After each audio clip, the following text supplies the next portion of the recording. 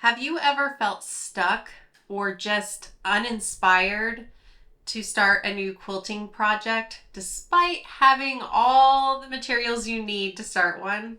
I am in a quilting rut right now. This has been really hard because I really use quilting to unwind and just relax when I have a lot going on in my life, and I often have a lot going on in my life. There can really be a lot of things that could cause a quilting rut, but for me, I think it's because I just finished a really big project, and it was a project that I have really wanted to do for a long time. Despite having a big relief to have accomplished that, I just feel a little bit overwhelmed to start something new, and I really don't know what to work on right now. So I have been thinking about different ways that I could overcome being in this quilting rut without putting a lot of pressure on myself. So today I'm going to share some of those things that I've come up with you. So one of the first things I thought about was just kind of focusing on one of the steps that I really love in quilting. And for me, I really love piecing my quilt together. I really love just being at the sewing machine and sewing. So I thought of things I could work on that could focus on that. And one of the things is a jelly roll race. If you have never done a jelly roll race pattern before, you should really try it. It's a lot of fun. I have worked on a jelly roll race, and then I also did a fat quarter race quilt, which is a lot of fun too.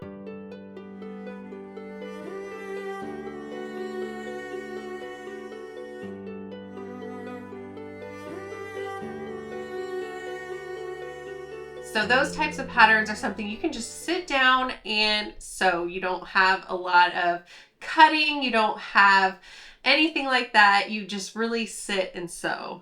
Another way that I can just sit and sew is having a lifetime project, or at least that's what I'm calling this.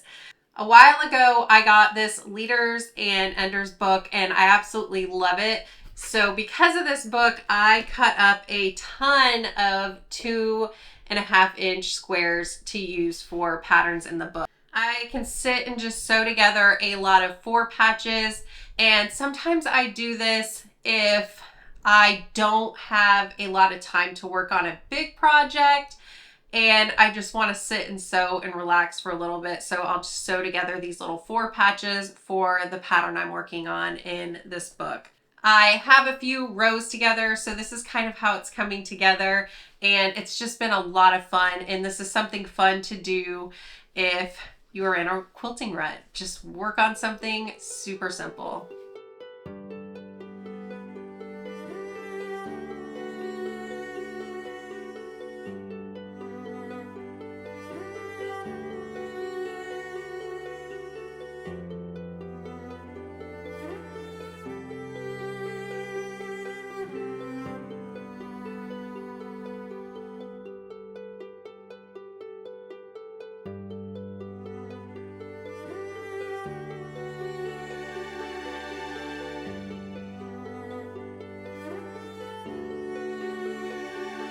Another thing that I'm going to work on while trying to get out of this quilting rut is some of my UFOs. I have one that I'd really like to get a lot of work done on, and this is one of the blocks from that project. So what I decided to do is set small, achievable goals for this project. And for me, that's going to be getting 1 block from it done a week. Now, for some of us, that may not be achievable. Maybe 1 block a week is too much, or maybe it's too little. You might have more time to work on something like that. Just think of what small achievable goal could work for you. So here is the pattern from that project. It's called Evelyn, and it's from Open Gate Quilts. There are a lot of small pieces here, things that I need to trim, and some flying geese and things that I need to sew together. So there's definitely a lot here that I could work on. If a block like this isn't achievable, getting 1 done once a week, you could think of maybe just getting, 5 or 6 of the flying geese trimmed down, or 5 or 6 made and trimmed down. Just set some small achievable goals on some UFOs, and I really think getting some of that accomplished will start getting me and you motivated for working on a new project and getting that passion going for quilting again.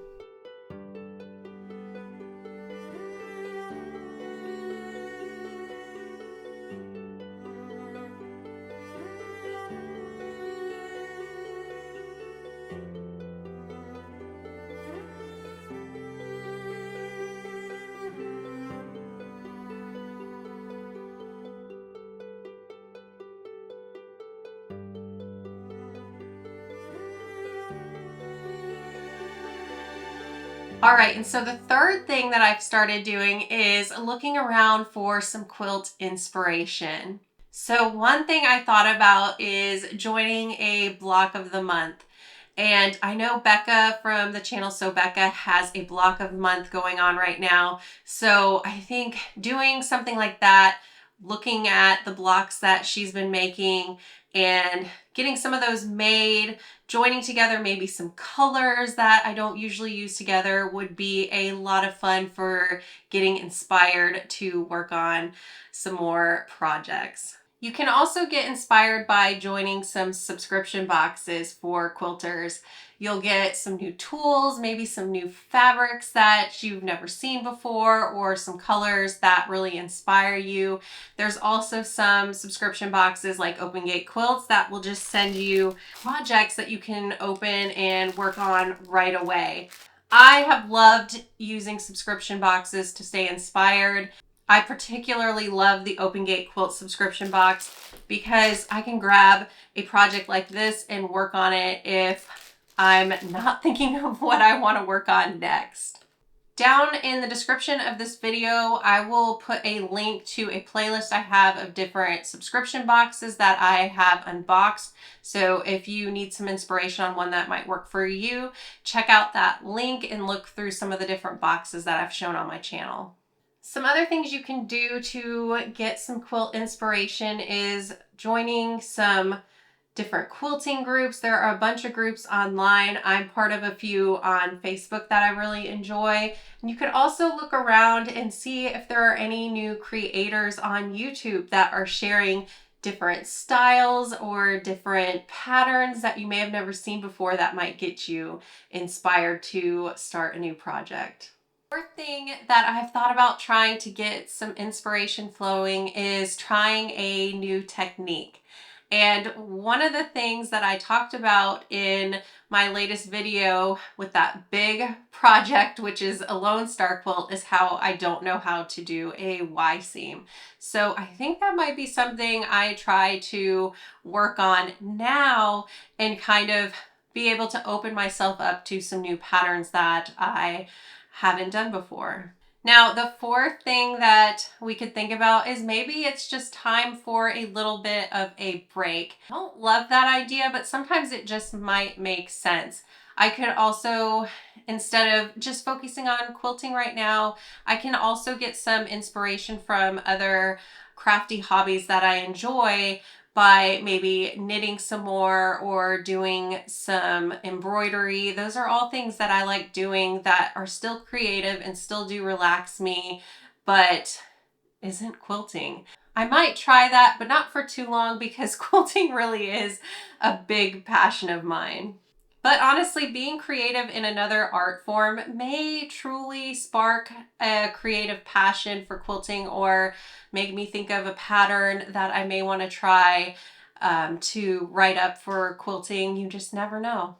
Just remember that creativity can ebb and flow, and that is okay. Don't let being in a rut stress you out any.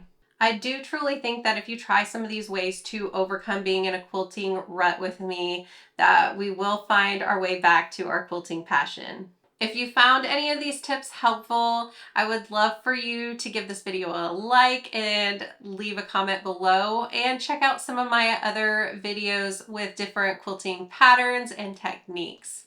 Thanks so much for watching, and I'll see you in the next video. Bye.